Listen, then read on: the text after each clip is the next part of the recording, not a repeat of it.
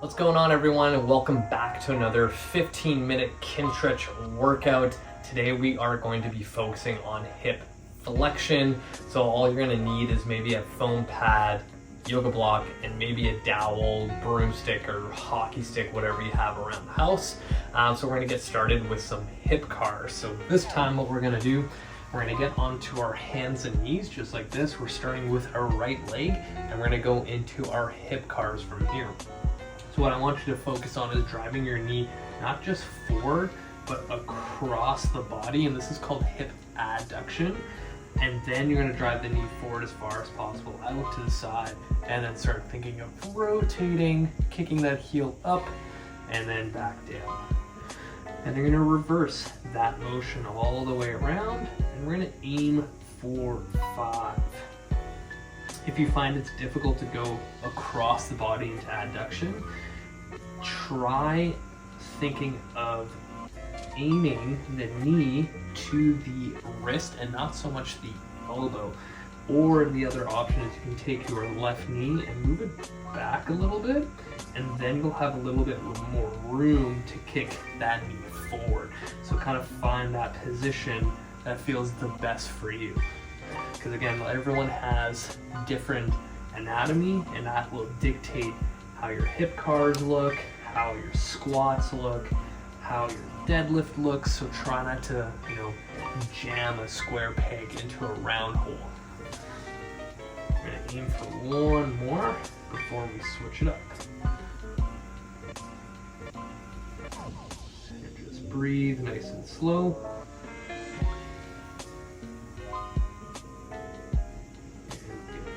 Another option too is you can have 2 blocks in front just like this, and in this position you now may have a little bit more room to play around with that hip car, and you can go edge to edge with these blocks as well. Just by adding a little height, it gives you a little bit more clearance for that knee to come across into adduction. The other key thing here is to make sure this right elbow, now that we're on the left leg, is not bending. A lot of times when people have any kind of limitation in their hip, what's going to happen is they're going to come across, or usually when they come out into abduction where they get some restriction, they start bending this elbow, hoping to kind of get a little bit more, and that's just a compensation. So try to keep that locked out. And just keep breathing. It's going to be our last one before we get into the good stuff. And good. Perfect. So what we're going to do here, you're going to need a couple things. So you're going to need 1 block in front of you, and if you have a yoga mat or one of these cushy foam pads, this is going to probably be the best bet. Because what we're going to do is have our right knee down onto the foam pad, kind of the center of the foam pad, and then your left leg is going to be out in front. So from here, we're going to have our hands onto the yoga block. And I want you to think of almost getting into like a runner's pose if you've done yoga, and you're going to try to almost melt this hip down to the floor until we feel a stretch. So we're going to hold this for our 2 minutes. I'm going to set a little timer here, and we're going to do our PAILs and rails from this position. What we're going to aim here to do is at the top of the 2 minutes, we're slowly going to lift our heel up towards the ceiling. What this does is kind of flattens out that knee a little bit to make it a little bit more efficient, that when I tell you to go, you're going to push down into the foam pad and also forward, as you're almost thinking of doing this motion, like you're trying to knee someone in the face, or how we were doing our hip car earlier. So we'll do that starting at 10%, 30, 50, and then we're going to go to max effort. Then when I tell you to go again, keeping that heel up towards the ceiling, when I tell you to go again, you're going to think of lifting this entire leg up towards the ceiling, leading with your heel and squeezing your glute as hard as possible. So for the next minute or so, we are just hanging out here and breathing. And every exhale, think of almost melting that tissue in the front of the hip into the ground. Deep, deep breaths.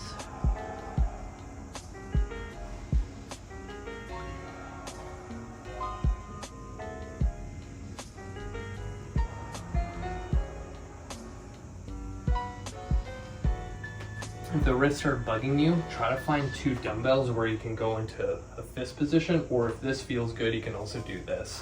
A lot of times with wrists being in this prolonged position in wrist extension can bug it.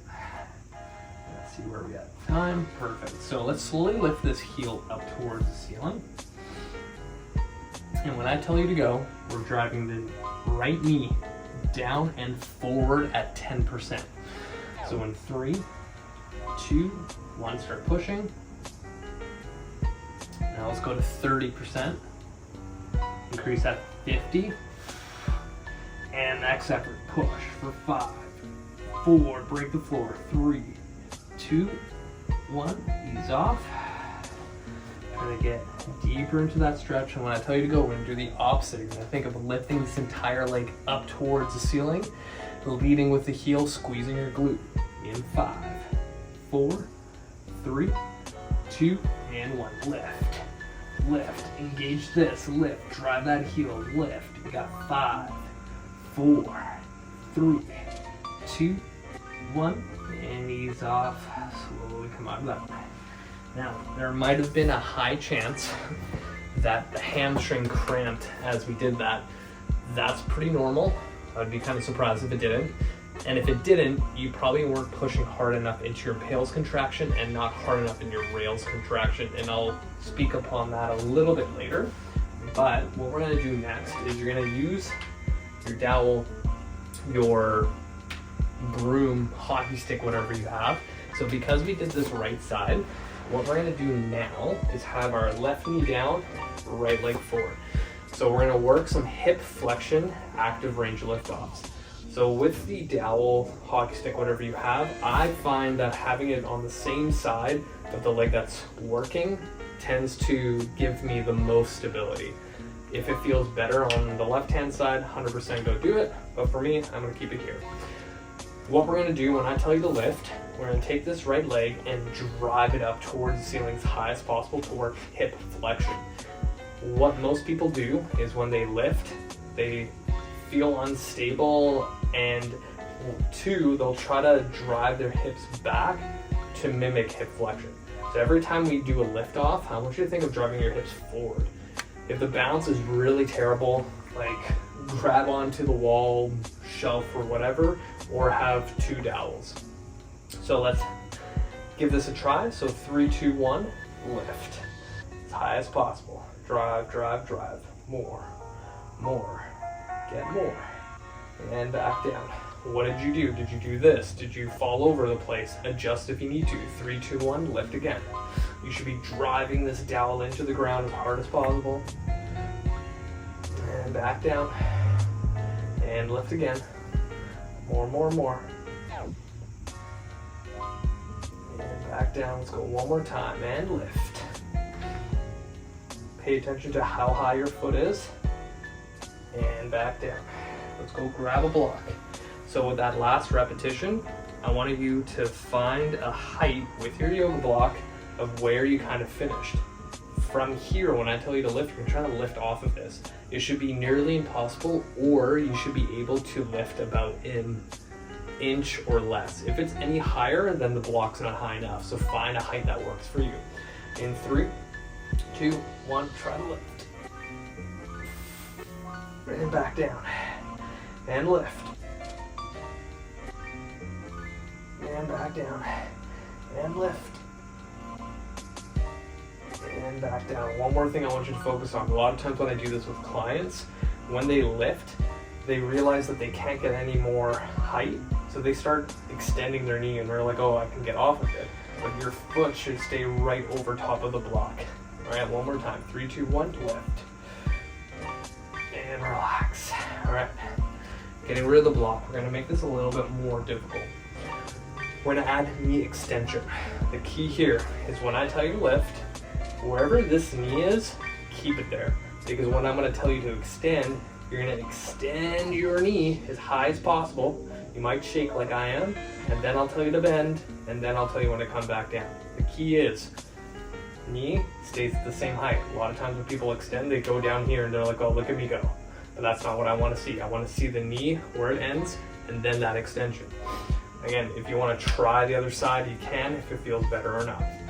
All right, 3, 2, 1, lift, and extend.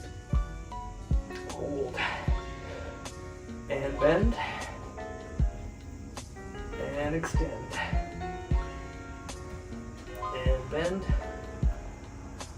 extend. Yeah, we're not going down yet. Bend, we got one more. Extend, bend, and back down. That was a lot. Now we're gonna do the other side. So, let's get rid of this dowel. We are setting up our 2 little blocks here, 1 foam pad. Again, if you have a yoga mat, you can roll it up. So now we have our left knee down, right leg forward, hands on the instep, and then we are just letting this leg flatten out as we breathe. Now, going back to the whole cramping thing. In Kinstretch, cramping is pretty normal when people don't have full access to their anatomy. So an example is, the last time you asked your hip to go into hip extension for that rails component has probably never happened in a very long time for you. So what that means is that your body will shut down that pathway to that motion and to that movement. So when you ask your body to do that motion, it's gonna be like, well, this doesn't really make sense to me, so I'm gonna cramp, and hopefully that's what you want. So it's almost kind of like a neurological response that the information highway is not as bright and clear as it should be. So what we're gonna try to overcome is pass that neurological barrier, build a better communication highway for your body to understand when you ask it to extend the hip. It's like, oh yeah, I know what this means, here we go. So long story short, when things cramp, it means that you don't have full control of your body. The more we can work at those ranges where the cramp happens, the better it's going to be when it comes to full body control, injury prevention, producing force, and that's going to help you a lot in things like the deadlift, the glute bridge, and things like that. So it was a long-winded answer, but in about 20 seconds, we're going to get going. All right, so let's slowly lift our heel up towards the ceiling. Remember, the first thing we're doing is we're pushing our knee down and forward at 10%. And go start pushing down. And now let's go to 30%. Let's go to 50. And now max effort, drive. Break the floor, drive. In 3, 2, 1, it's off. When I tell you to go, you're gonna drive this heel up towards the ceiling, you're gonna squeeze your glute and try to lift that whole leg up. In 3, 2, 1, and lift. Lift. Drive, squeeze everything you got for 5, 4, 3, 2, and 1. Slowly relax and come out of that. All right, on to the good stuff. I'm gonna change my angle a little bit. So now it's your right knee down, left leg in front, dowel, hockey stick, whatever you got, out to the side, right side, in front, whatever feels comfortable. Starting off with just those lift offs. So in 3, 2, 1, lift the knee as high as possible, drive this opposite hip forward and back down, and lift. And back down, and lift, squeeze everything you got, and back down, and lift. Pay attention to that height, and back down. Perfect.